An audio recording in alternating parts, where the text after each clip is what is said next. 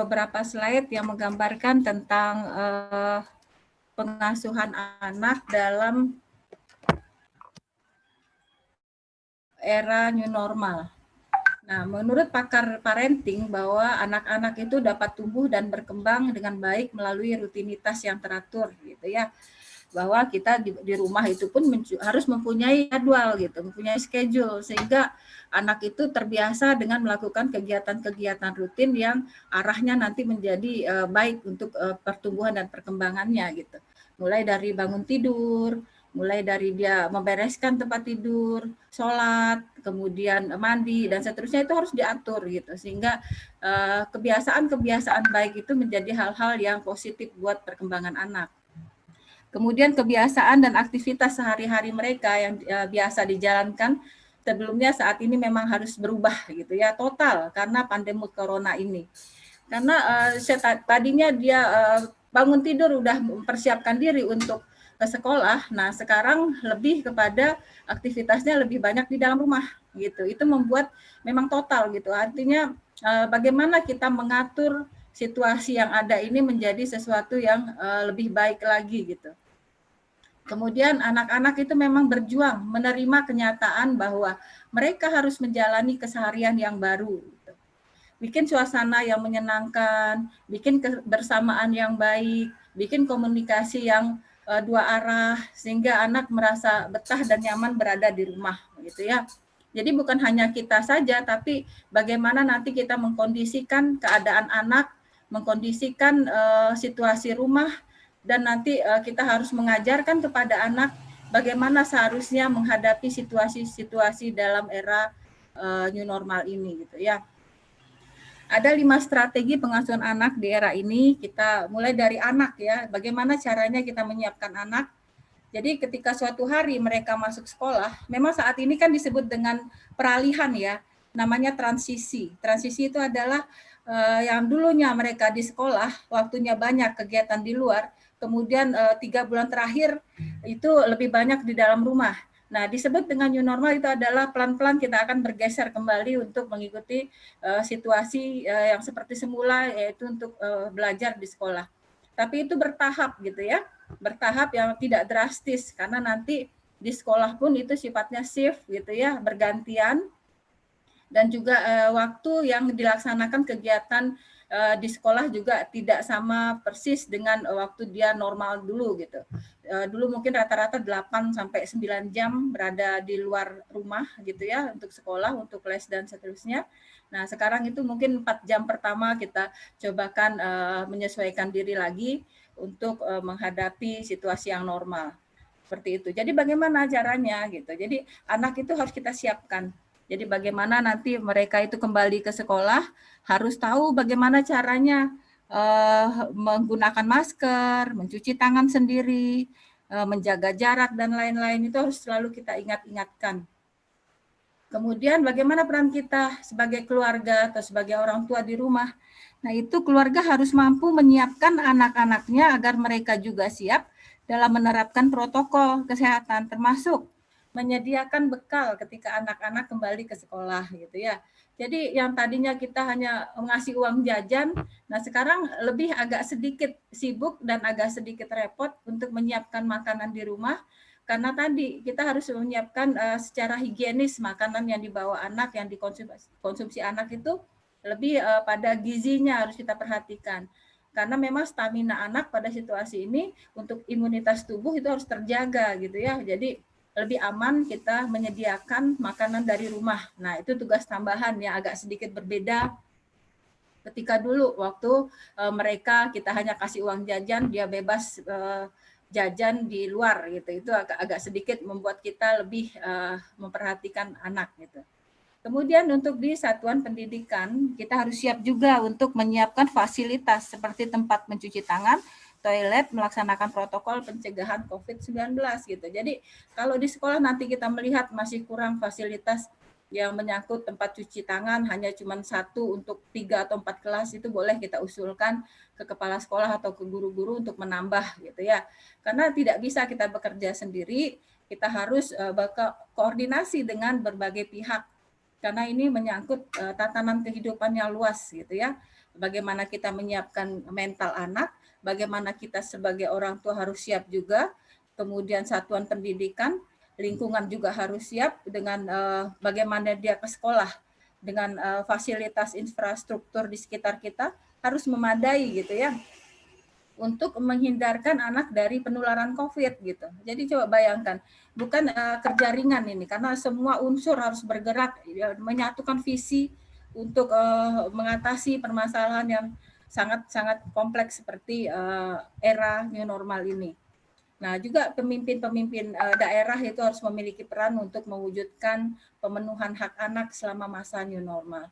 Jadi begitu gitu, pelan-pelan kita menapaki masa-masa normal itu dengan mempersiapkan mulai dari nanti mungkin sekiranya udah mulai anak masuk seminggu bahkan mungkin sekali atau 2 kali itu mungkin diatur lah ya pihak sekolah bagaimana teknis pelaksanaan. Yang penting kita udah siap bagaimana caranya sebagai orang tua itu udah mempersiapkan anak untuk bisa kembali ke situasi normal seperti itu.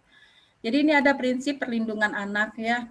Jadi kita tidak boleh mendiskriminasikan misalnya anak yang besar udah nggak usah bawa makanan atau anak yang besar nggak apa-apa, nggak usah diperhatikan. Tetap saja semua anak harus kita perhatikan, tidak ada diskriminasi apakah dia lebih besar atau lebih kecil gitu ya. Kemudian kepentingan terbaik itu bagi anak itu semata-mata kita fokuskan lah ya. Jangan kepentingan itu untuk diri kita sendiri sebagai orang tua dengan mencari pembenaran misalnya, oh saya kan sibuk, oh saya kan kerja, mungkin waktu nggak ada dikasih uang saja. Nah itu fokus kita hanya kepada diri kita sebagai orang tua. Tapi coba sekarang situasinya yang berbeda saat ini, kepentingan itu lebih kita fokuskan kepada anak. Nggak apa-apa kita bercapek-capek sedikit, nggak apa-apa kita bersibuk-sibuk sedikit demi untuk kebaikan anak-anak kita. Gitu ya, demi untuk hidup, tumbuh, dan kembang anak kita lebih optimal lagi. Dan ini perlu kerjasama dan partisipasi yang baik semua pihak. Kemudian ada hal-hal yang harus kita perhatikan gitu ya, dan diingat-ingatkan kembali kepada anak-anak yang nanti akan memasuki sekolah walaupun belum sempurna ya. Nah ini kita harus ingatkan, tidak boleh melepas masker selama di sekolah, itu ingatkan lagi. Kemudian menjaga jarak selama menggunakan transportasi umum, itu tetap selalu kita ingat-ingatkan. Tidak memegang benda dalam keadaan di dalam kendaraan umum, segera mencuci tangan, itu hal yang biasa ya. Bahkan ini ada hanya memakan bekal dari rumah. Nah, itu harus disiplin gitu ya, harus disiplin.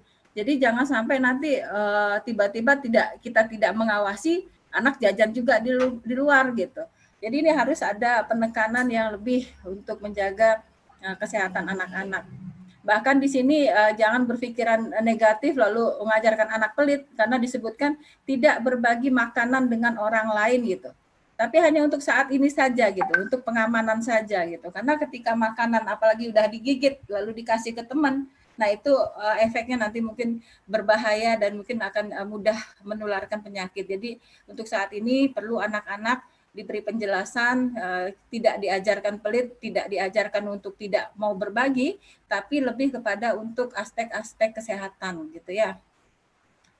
Nah, jadi beberapa hal, jadi momen di rumah saja ini harus kita manfaatkan untuk mempererat hubungan kita kepada anak-anak kita. Kita harus membangun kepercayaan anak kita sehingga dapat saling terbuka gitu. Yang selama ini kita jarang bertemu, yang selama ini kita jarang berkomunikasi, itu nanti mungkin diajarkan oleh Bu Lisa bagaimana cara komunikasi secara lebih detail lagi ya. Tapi memang benar bahwa hubungan yang baik itu adalah dibangun atas dasar kepercayaan, atas dasar komunikasi yang baik gitu ya terhadap anak-anak kita. Anak-anak perlu diajarkan berbicara dalam hal penggunaan media digital secara baik dan benar. Nah, kembali di sini penekanannya adalah pengaturan waktu, penggunaannya. Ibaratnya teknologi itu memang adalah pisau bermata dua, seperti itulah kira-kira. Karena ketika kita bisa memanfaatkan dengan baik, maka pisau itu sangat bermanfaat karena banyak ilmu dan pengetahuan bisa diakses di internet atau di teknologi yang disediakan secara digital. Nah, tapi ketika dia terlalu menghabiskan waktunya di dunia maya, itu mengakibatkan menjadi tidak baik gitu. Jadi segala sesuatu yang berlebihan memang tidak baik, sehingga kita sebagai orang tua butuh memberikan pengarahan, butuh memberikan aturan-aturan yang tegas kepada anak. Jangan tahu kelemahan kita diukur oleh anak. Anak mengukur kelemahan kita. Misalnya kalau anak merengek gitu ya, atau anak menangis, atau anak ngambek, nah kita serahkan lagi handphonenya. Nah itu kelemahan kita bisa diukur sama anak gitu. Jadi dalam pendidikan anak juga butuh ketegasan seperti itu. Kemudian mengarahkan anak dalam membuat jadwal dengan proporsional, baik untuk pembelajaran jarak jauh, untuk pemenuhan kebutuhan diri, hingga bermain dan refreshing gitu. Jadi jangan selalu habis saja waktu untuk belajar gitu ya, tapi refreshing juga butuh gitu. Banyak hal, jadi nggak butuh biaya mahal gitu ya. Untuk refreshing itu misalnya sama-sama berkebun, sama-sama bercerita, itu juga salah satu bentuk refreshing dalam keluarga. Kemudian bagaimana kita meningkatkan kepercayaan diri anak gitu ya. Jadi ibaratnya begini ya, kita nggak perlu terlalu banyak mengekang anak gitu kan. Karena kalau kita sering melarang-larang anak, akibatnya anak nanti akan hilang kreativitasnya, akan tidak percaya diri. Kenapa? Sedikit-sedikit tanya mama, sedikit-sedikit boleh nggak mah, boleh nggak mah. Jadi kapan dia mencoba sesuatu yang baru, kapan dia punya keberanian untuk kreatif gitu. Jadi sedang-sedang gitu ya, kapan saatnya kalau anak udah berbahaya, apalagi pada usia yang relatif masih kecil, itu memang perlu pengawasan. Tapi ketika anak yang udah beranjak remaja, beri waktu dan ruang dia untuk mengkreasikan apa yang mereka anggap baik gitu. Tapi perlu tetap dengan pengawasan dan kontrol dari orang tua gitu ya. Misalnya contoh beginilah, kalau ada anak-anak gitu ya, anak kecil itu sebenarnya rasa takut itu adalah diperkenalkan gitu. Rasa takut pada diri anak-anak itu bukanlah sesuatu bawaan dari awal gitu, atau bawaan sifat anak, itu bukan. Itu adalah bentuk diperkenalkannya rasa takut itu oleh orang tua gitu. Contohnya seperti ini. Taruh ada 2 orang anak gitu ya. Satu anak itu mempunyai sifat penakut, satu lagi pemberani. Itu pasti ada latar belakangnya. Misalnya seperti ini, anak yang penakut ini biasanya cenderung itu adalah orang tuanya yang sering menakut-nakuti. Misalnya aja anak mau pipis keluar gitu ya, ke WC di luar, misal di dapur. Terus orang tuanya bilang, nggak usah di sini aja, di situ ada hantu misalnya. Nah, rasa yang tadi anak tidak mengenal apa itu hantu, rasa takut yang tidak dikenalnya ketika orang tuanya menyampaikan, kalau malam-malam itu ada hantu gitu. Nah, itu anak akhirnya tahu, oh kalau begitu direkam di alam bawah sadarnya. Kalau begitu malam itu ada hantu gitu. Sementara anak yang kedua yang tidak pernah kita kenalkan dengan rasa takut dan hantu tadi, maka dia tidak tahu. Dia tetap aja keluar seperti biasa karena memang dia lebih percaya diri karena tidak diajarkan oleh orang tuanya oleh rasa-rasa takut yang berlebihan tadi gitu ya. Artinya apa? Artinya bahwa kita jangan cari jalan aman gitu ya untuk menghindari sesuatu yang sesaat gitu. Misalnya kita malas tadi tuh mau ngantarin anak mau pipis keluar misalnya. Sementara kita takut-takutin gitu. Kita nggak usah di luar, sini aja. Tapi besok-besok tuh ngefek kepada sifat anak menjadi penakut gitu. Nah itulah kenapa orang tua nggak boleh mengambil jalan pintas dengan cara menakut-nakutin anak, nggak boleh main jauh-jauh gitu. Padahal anak itu ingin juga melihat situasi yang berbeda dari di rumah. Jadi bahasa-bahasa orang tua itu harus benar-benar kita atur dan kita tata sedemikian rupa sehingga anak menjadi lebih percaya diri gitu ya. Kita harus mendukung mereka untuk latihan, membiarkan anak menyelesaikan masalah dengan usahanya sendiri. Kemudian kita biarkan anak bersikap sesuai usianya gitu. Sebelum saya lanjut, mungkin nanti tolong diingatkan ya hostnya berapa menit lagi, sehingga nanti mungkin ada sesi tanya jawab ya. Saya terlalu asik kalau bercerita gitu ya, karena banyak hal juga yang rasanya perlu saya sampaikan gitu ya. Ini ada hal penting, diagram blended learning. Nah, disinilah situasi kita saat ini gitu ya. Situasi di mana yang dahulu kita berada di situasi ini belajar dengan tatap muka di sekolah gitu ya. Karena kita harus memotivasi anak, cara personalization itu merupakan sesuatu yang secara khusus memperhatikan dalam proses pembelajaran. Nah, ini dapatnya di tatap muka gitu ya. Tapi sekarang adalah kombinasi ya, kombinasi antara bagaimana belajar dengan tatap muka dan pemanfaatan teknologi. Jadi disinilah kita harus dua-duanya saling bersinergi ataupun berelaborasi untuk bisa membimbing anak mampu menguasai teknologi dengan segala fasilitasnya sehingga dia bisa belajar sendiri, kemudian menjelajah informasi, kemudian mencari sesuatu secara global itu ada di teknologi dan berbiaya murah gitu ya. Kalau di sini kita tetap membutuhkan juga disiplin, membutuhkan juga pembelajaran-pembelajaran mendengar, umpan balik dan seterusnya. Sehingga betul-betul di sini adalah bagaimana kita bisa mengatur situasi ini menjadi lebih kondusif lagi gitu ya. Nah, kembali ke atas, metode efektif pembelajaran blended learning di era new normal ini adalah metode pembelajaran yang memadukan pertemuan tatap muka dengan materi online secara harmonis. Karena pelan-pelan nanti kita akan kembali lagi pada pertemuan tatap muka, tapi untuk saat ini kita masih menggunakan materi online secara harmonis seperti itu. Dan ini pun adalah pertemuan tatap muka yang mungkin tidak seperti saat normal, kita mungkin di shift gantian gitu ya, ataupun mungkin pertemuannya tidak sesering yang biasa kita lakukan. Kemudian juga nanti ada kegiatan pendahuluan, kegiatan inti, dan kegiatan penutup dalam skenario pembelajaran blended learning ini gitu ya. Jadi semua udah ada aturannya bagaimana seorang guru itu memang harus mengecek suhu badan siswa dengan termogan pada murid yang akan masuk kelas. Nah, ini yang agak sedikit berbeda ya. Di sini pendisiplinan, di sini letak era new normalnya gitu ya. Dahulu kan tidak ada yang sifatnya ngecek-ngecek suhu tubuh gitu ya. Tapi ketika anak masih kurang fit, sebaiknya di rumah saja gitu kan.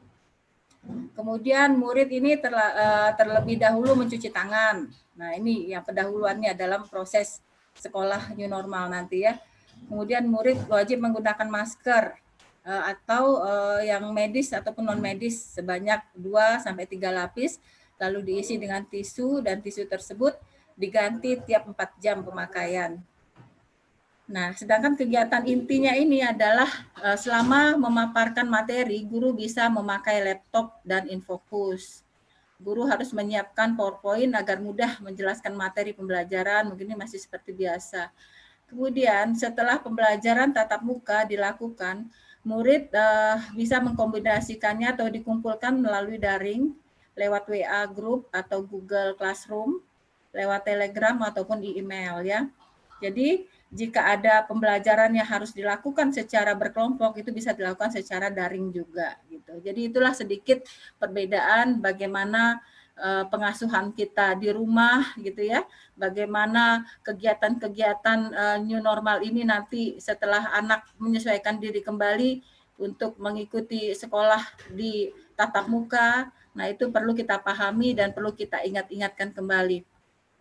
Mungkin masih ada kira-kira waktu 10 menit, saya ingin manfaatkan waktu ini untuk membuka video yang sangat penting saya rasa ya, kita bisa memvariasikan untuk melihat dan nanti kita diskusikan apa makna dari video yang akan saya putarkan.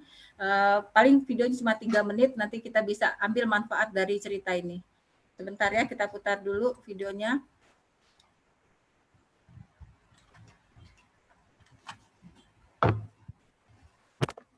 Adalah pensiunan guru. Satunya lagi, Thomas, adalah pensiunan karyawan bank. Mereka berdua sama-sama memiliki kebun tanaman di belakang rumah. Marco biasanya hanya menyirami tanaman di kebunnya dengan sedikit air. Sementara Thomas akan menyirami tanamannya dengan air yang sangat banyak. Terlihat jelas sekali bedanya. Tanaman di kebun milik Marco tampak tidak terlalu rimbun.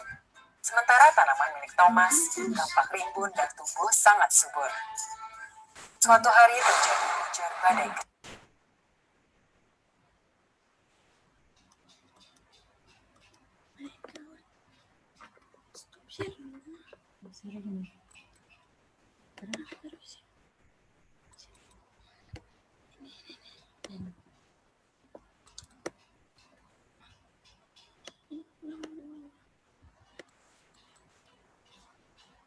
Sudah.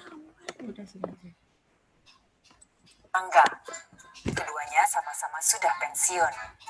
Yang satu, Marco, adalah pensiunan guru. Satunya lagi, Thomas, adalah pensiunan karyawan bank. Mereka berdua sama-sama memiliki kebun tanaman di belakang rumah. Marco biasanya hanya menyirami tanaman di kebunnya dengan sedikit air. Sementara Thomas akan menyirami tanamannya dengan air yang sangat banyak. Terlihat jelas sekali bedanya. Tanaman di kebun milik Marco tampak tidak terlalu rimbun. Sementara tanaman milik Thomas tampak rimbun dan tumbuh sangat subur. Suatu hari terjadi hujan badai kecil. Hujan badai itu tidak terlalu besar, namun berlangsung semalaman. Pagi harinya, seluruh tanaman rimbun di kebun milik Thomas rusak. Hampir semua tanamannya telah tercabut akarnya akibat hujan badai semalam. Sementara tanaman di kebun milik Marco yang jarang disiram justru tetap tegak berdiri. Thomas heran, bagaimana tanaman milik Marco yang hanya sedikit disiram bisa bertahan dari badai. Ia pun bertanya, Marco, sahabatku, kamu hanya sedikit menyirami tanamanmu. Bagaimana bisa tanamanmu bertahan dari badai? Marco menjawab, Justru kawan, tepat karena itulah tanaman saya mampu bertahan dari hujan badai. Setiap kali saya hanya menyirami tanaman saya dengan sedikit air, akibatnya tanaman saya harus mencari sendiri air tambahan yang diperlukannya, yang pada akhirnya membuat akar tanaman saya terus berkembang jauh ke dalam tanah dan juga menjadi sangat kokoh. Karena itu, ketika badai datang menerpa, akar yang kokoh itu membuat tanaman saya mampu bertahan tetap berdiri. sebetulnya ini adalah kisah mengenai pengasuhan. Jika seorang anak terbiasa diberi kemudahan, mereka tidak akan pernah tahu apa artinya perjuangan. Dan ketika cobaan datang dalam kehidupan, mereka akan bingung bagaimana harus menghadapinya. Sementara anak yang terbiasa harus berjuang, mereka akan tumbuh menjadi orang yang kuat, kokoh bagaikan akar pohon yang terbiasa harus mencari tambahan air sendiri. Dan ketika cobaan datang dalam kehidupan, mereka sudah siap untuk menghadapinya. Ajari mereka cara berjalan, namun biarkan mereka menapaki jalannya sendiri. Akar yang kuat. Ada dua orang tua yang hidup bertetangga. Baik, tadi telah sama-sama kita lihat ya videonya, itu mengajarkan kita bahwa bagaimana pengasuhan anak tersebut itu ada dua cara yang mungkin sedikit berbeda, bahwa kita tidak boleh memanjakan anak dengan fasilitas meskipun kita mampu gitu ya, karena bagaimanapun juga anak itu harus diajar dengan perjuangan, harus diajarkan untuk mandiri, sehingga tadi ibarat akar gitu ya, ketika terlalu banyak disiram maka dia tidak menjadi sesuatu yang kuat. Tapi ketika kita memberi sesuatu yang secukupnya, maka si anak akan menjadi tangguh untuk mencari solusi, mencari jalan keluar setiap peristiwa, setiap permasalahan yang dihadapinya. Mungkin itu pesan dari pembelajaran atas video yang telah diputarkan tadi. Mungkin untuk saat ini saya cukupkan dulu presentasi kita untuk pemaparan tentang pengasuhan anak, sambil kita menunggu nanti ada yang bertanya, silakan kepada Ibu Yola Eka Putri sebagai host, saya kembalikan. Terima kasih. Assalamualaikum warahmatullahi wabarakatuh. Waalaikumsalam warahmatullahi wabarakatuh. Oke, itulah materi yang sangat luar biasa dari Ibu Yusida Imran tentang pengasuhan anak.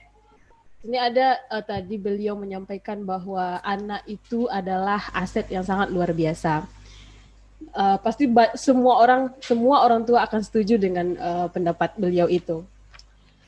Kemudian ada beberapa hal yang perlu diperhatikan dalam pengasuhan anak. Intinya adalah kesiapan. Pertama itu anaknya yang harus siap. Kedua, keluarga. Yang ketiga, satuan pendidikan. Yang keempat, lingkungan.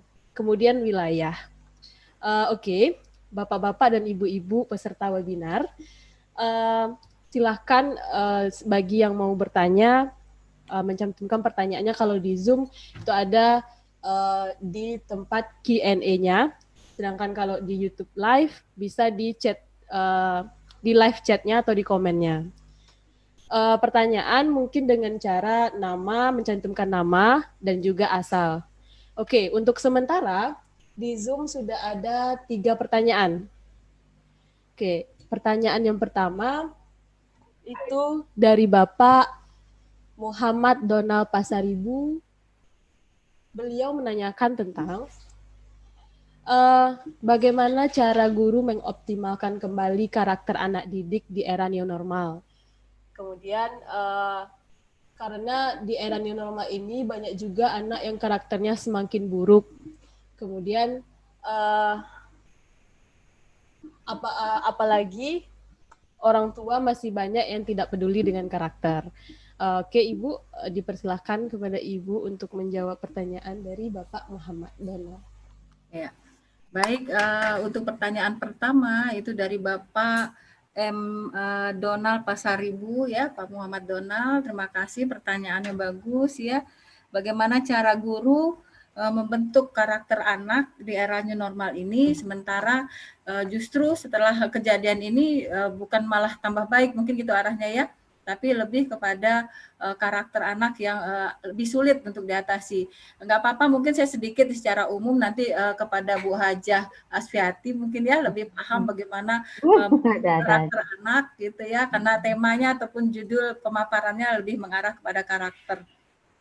Nah, secara umum kita sebagai guru itu ibaratnya orang tua kedua di sekolah gitu kan ya.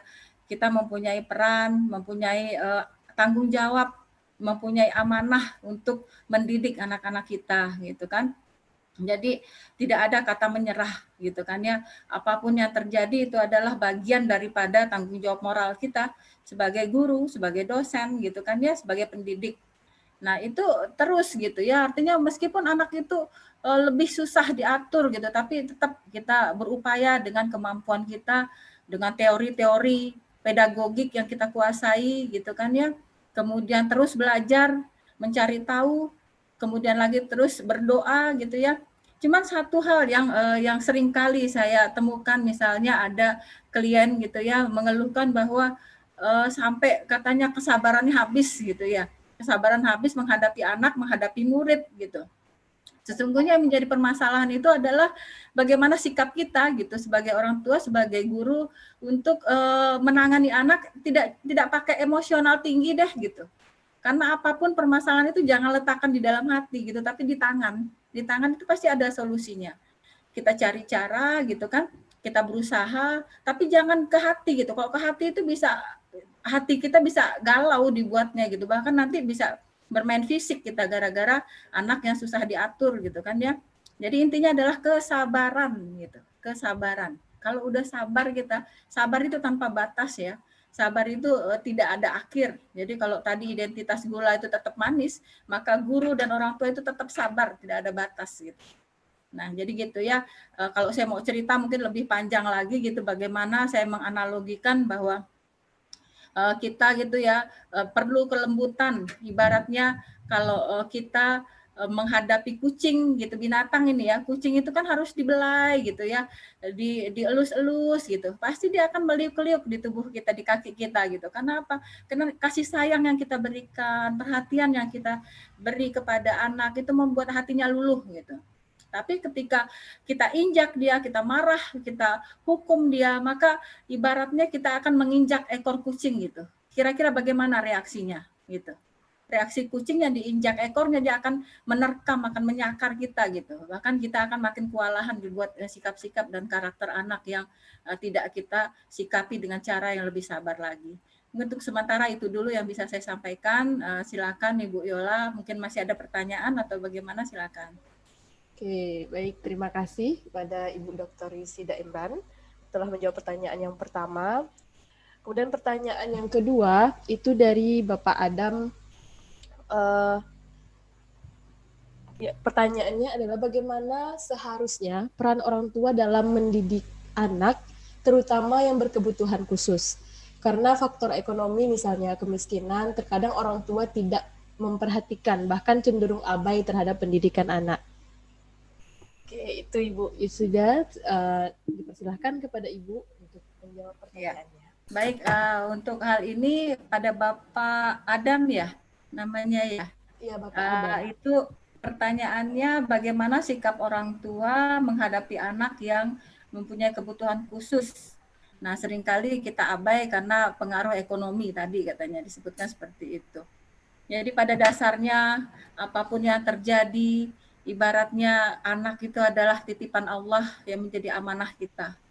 Yang pertama-tama yang bisa kita lakukan adalah jangan-jangan ini anak yang berkebutuhan khusus ini adalah cara Allah untuk menyampaikan kita ke surganya nanti gitu. Dengan apa? Dengan amanah yang diberikan yang berat tadi itu adalah Allah sedang menguji kita untuk mampu tidak kita mendidik anak kita yang dengan baik, dengan cara-cara yang lebih sabar, gitu kan, bahwa tidak semua orang juga akan mampu menghadapi situasi seperti ini. Karena bagaimanapun juga orang tua yang dititipkan anak yang berkebutuhan khusus itu adalah orang tua yang istimewa gitu. Karena Allah menganggap dia adalah orang hebat gitu. Itu prinsip yang harus kita tanamkan dulu ke dalam mindset kita. Ketika kita mengeluh, ketika kita menganggap itu adalah aib, nah itu akan menjadi berubah juga sikap atau tingkah laku yang akan kita jalani dalam kehidupan sehari-hari.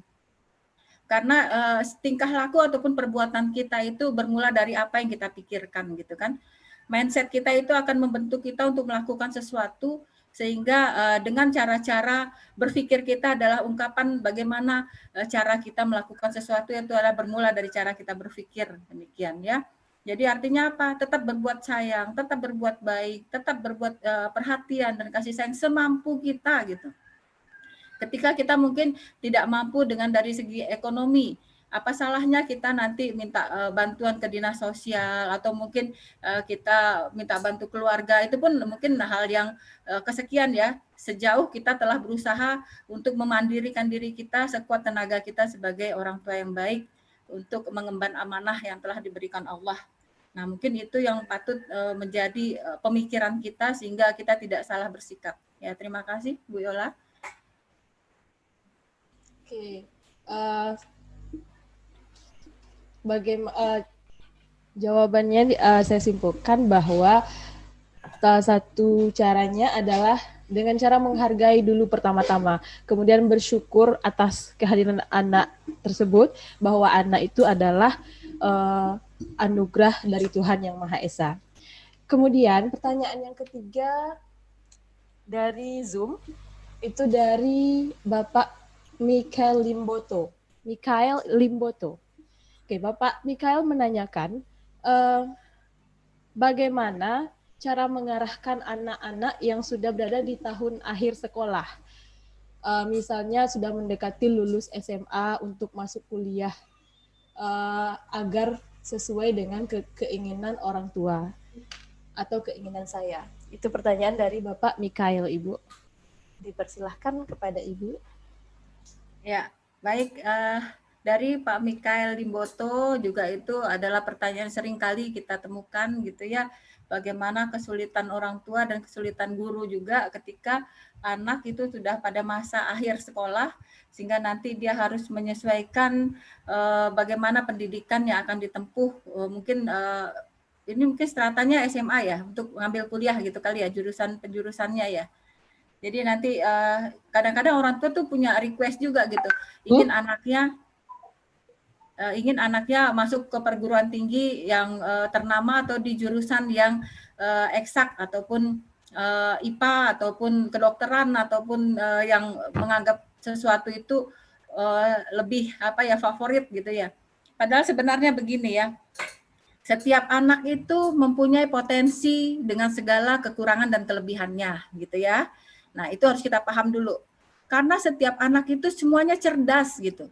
Karena kita tidak tahu saja mungkin di bagian mana kecerdasannya gitu kan ya. Jadi jangan sampai ibaratnya kita mengajarin ikan untuk memanjat gitu loh. Atau sebaliknya jangan suruh tupai berenang gitu. Ya, karena semua anak itu punya potensi gitu. Jadi tidak selamanya juga yang bagian kedokteran itu hebat.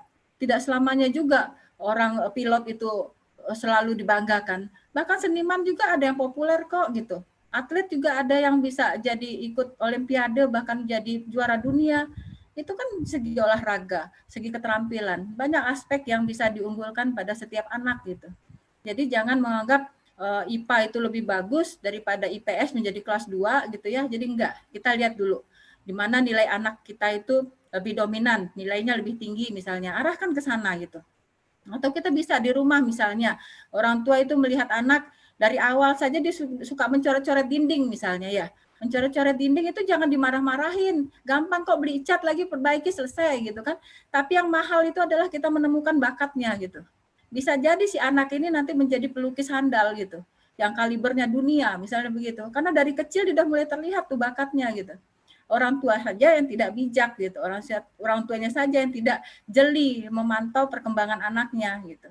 Jadi tidak ada istilah ada kelas 1 atau kelas 2 dalam penjurusan ataupun mungkin perguruan tinggi yang favorit, tapi lebih kepada anak itu harus sesuai dengan passionnya gitu ya, dengan minatnya, dengan bakatnya gitu. Ketika orang udah sampai kepada titik dia senang, dia hobi untuk menjalani karirnya, maka dia akan sampai ke puncak gitu.